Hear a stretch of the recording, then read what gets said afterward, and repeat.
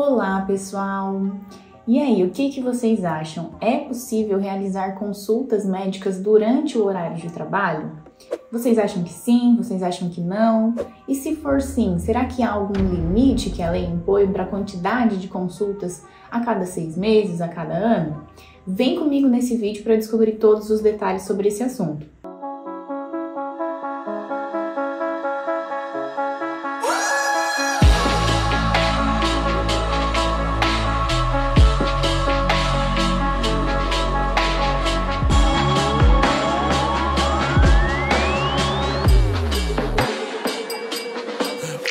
Então, pessoal, essa dúvida é comum surgir justamente porque quando a gente pensa em um funcionário CLT, a gente logo pensa também, poxa, essa pessoa ela tem um horário para cumprir, ela não pode se ausentar aí do trabalho de maneira injustificada.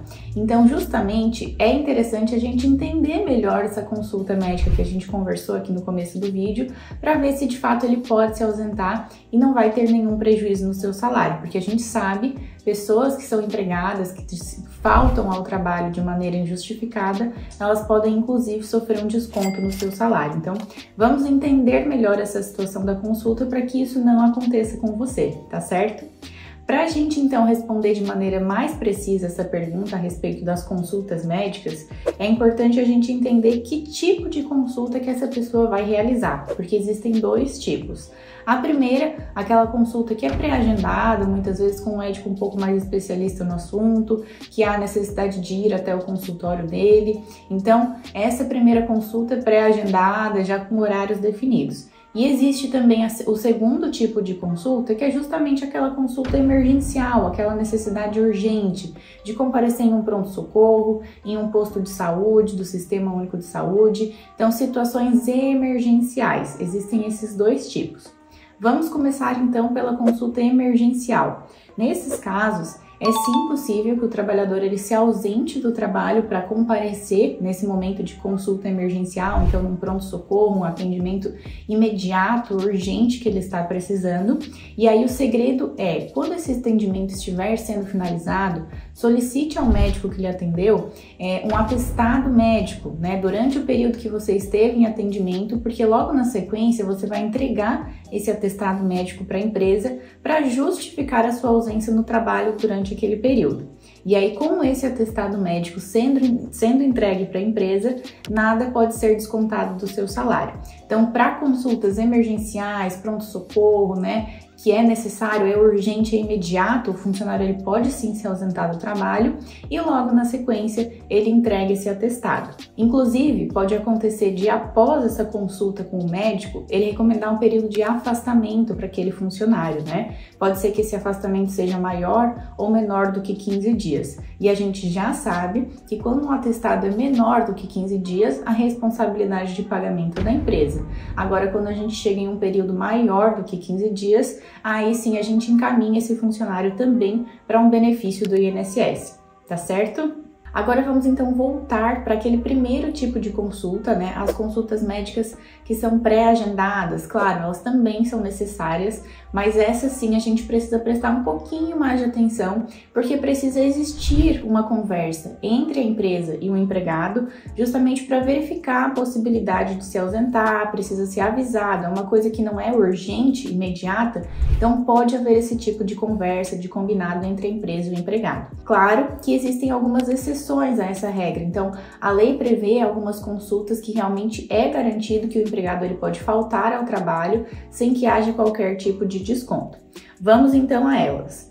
A primeira dela é que o empregado ele pode se ausentar até 2 dias no trabalho para acompanhar consultas médicas e exames complementares durante o período de gravidez de sua esposa ou companheira. Então esse aqui é garantido pela lei, que o trabalhador ele pode se ausentar do trabalho para fazer esse acompanhamento à esposa que é gestante.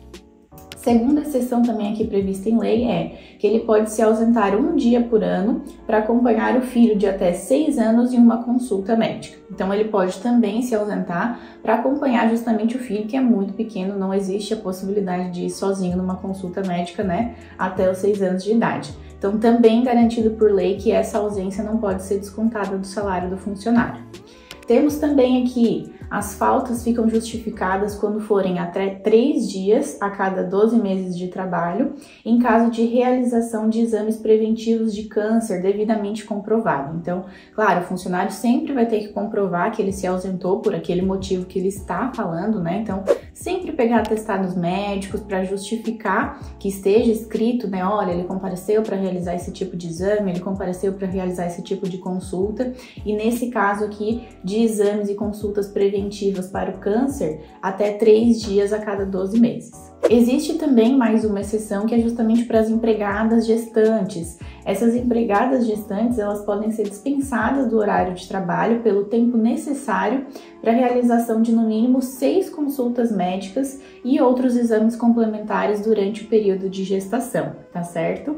E existe também a exceção de 2 semanas em caso de aborto não criminoso comprovado por atestado médico. Então a gente sabe que, infelizmente, a gestante acaba, em alguns casos, perdendo a criança, e quando for esse momento ela tem direito de se ausentar por 2 semanas. Tá?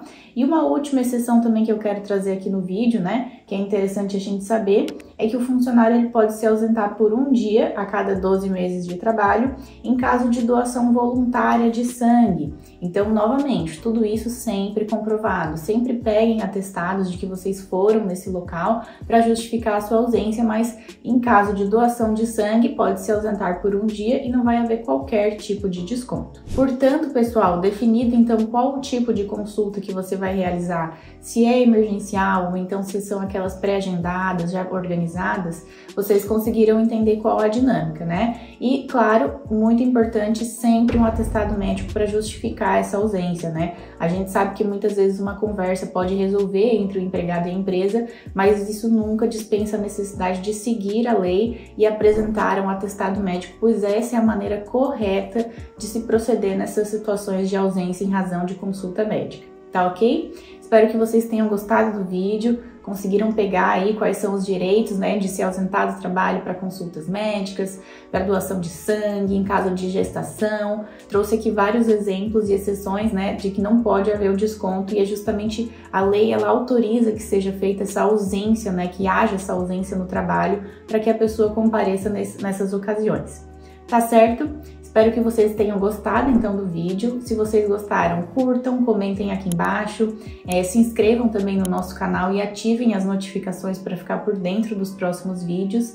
E se vocês precisarem fazer contato aqui com o nosso escritório, tem um link logo abaixo aqui do vídeo em que vocês podem fazer esse contato. Muito obrigada e até o próximo vídeo!